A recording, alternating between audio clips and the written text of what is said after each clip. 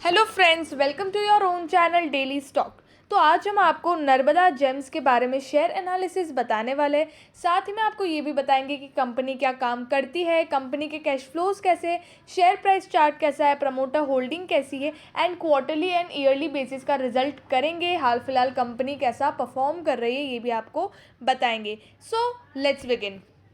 Narmada James and jewellery limited, इसके नाम से ही पता चल गया होगा कि ये कंपनी गोल्ड, डायमंड इन सब में बिजनेस करती है। तो ये एक ज्वेलरी बिजनेस है जहाँ पर ये खुद बनाती है और उनका ट्रेडिंग भी करती है। गोल्ड, फिर कलर स्टोन्स आ गए जो जेम्स वगैरह होते हैं, and diamond jewellery with emphasis on rose cut and flat diamond jewellery. Okay, तो ये कंपनी एक ज्वेलरी एंड जेम्स की मैन्युफैक्चरिंग करती है। अगर मार्केट कैप देखें तो बहुत ही अभी ये एक छोटी सी कंपनी 134 करोड़ का इसका मार्केट कैप है, जहाँ पर स्टॉक प्राइस टू अर्निंग अगर आप देखेंगे तो वो 26.3 है। तो इंडस्ट्री के कंपैरिजन में अगर आप देखोगे तो वो ज़्यादा प्राइस पे ये शेयर हाल फिलहाल थोड़ा सा ज़्यादा प्राइस पे ट्रेड हो रहा है, और बुक वैल्यू के हिसाब से भी अगर आप देखेंगे तो ज़्यादा प्राइस पे शेयर मिल रहा है। मतलब इसकी जो वैल्यू है वो इतनी नहीं होनी चाहिए, बट शेयर प्राइस की इतनी वैल्यू है। अगर रिटर्न्स आप देखोगे तो वो ठीक ठाक है, मतलब एक 15, 16, 17% के रिटर्न्स होने चाहिए ईयरली बेसिस पे, तो उतने रिटर्न इस पे नहीं है। लेकिन पिछले साल के कंपैरिजन में कंपनी के रिटर्न्स बड़े हैं। आरओई इक्विटी पे 11.1% का रिटर्न मिल रहा है, एंड कैपिटल पे आरओसी 12.4% का है। यहाँ पर कंपनी ने एक भी शेयर को प्लेज पे नहीं रखा है, तो ये एक पॉजिटिव बात है।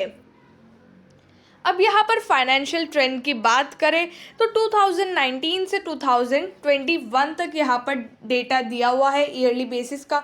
तो 2019 में कंपनी का रेवेन्यू 40 करोड़ का था, देन 55 करोड़ का हुआ। देन 2020 टू 21 जब लॉकडाउन था, कोरोना था, तब कंपनी का रेवेन्यू 38 करोड़ का था। लेकिन इस बार 2022 में कंपनी का रेवेन्यू 60 करोड़ 94 लाख का हुआ है। और यहाँ पर प्रॉफिटेबिलिटी भी देखेंगे तो पिछले 3 साल से सबसे ज़्यादा प्रॉफिटेबिलिटी इस बार कंपनी ने की 3 करोड़ 46 लाख की, मतलब 3.5 करोड़ का कंपनी ने यहाँ पर मुनाफा कमाया है। तो पहले के कंपैरिजन में कंपनी का ग्रोथ दिख रहा है और कंपनी ने अच्छा परफॉर्म भी किया है। चलो ये 2022 तक का था। 22-23 में जो क्वार्टरली रिजल्ट्स अगर हम देखें तो उसमें कंपनी कैसा परफॉर्म करे। अगर जून 2022 में देखेंगे तो 22 करोड़ का कंपनी ने एक ही क्वार्टर में इतना रेवेन्यू किया है। सितंबर का देखेंगे तो 21 करोड़ का यहाँ पर कंपनी ने रेवेन्यू किया है।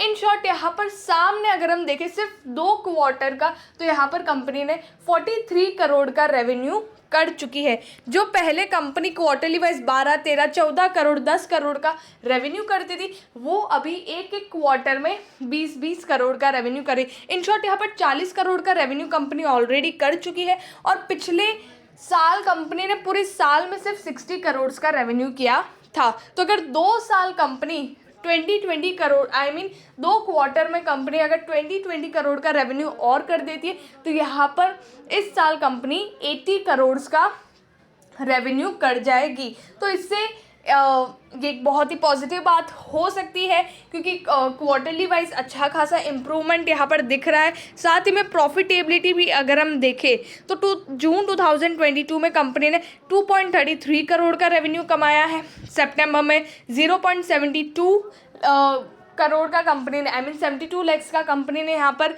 रेवेन्यू कमाया। इन शॉर्ट 3.5 करोड़ के ऊपर तो कंपनी रेवेन्यू कमा चुकी है, मतलब 3 करोड़ के ऊपर कंपनी रेवेन्यू प्रॉफिट कमा चुकी है।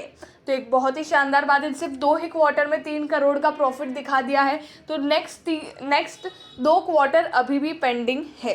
तो ये अगर नेक्स्ट 2 क्वार्टर भी कंपनी अच्छा करती है तो ओवरऑल बेसिस पे इसका जो शेयर प्राइस है वो भी ऊपर जाने के चांसेस है। शॉर्ट टर्म पीरियड के लिए बोल रही हूँ तो जाने के चांसेस है। प्रमोटर्स अगर आप देखेंगे जो 60.01% थे वो धीरे धीरे अपना स्टेक बढ़ा रहे हैं, तो ये एक बहुत ही पॉजिटिव बात है। 64.95% स्टेक और 69.89%, अब 74.85 और 74.98।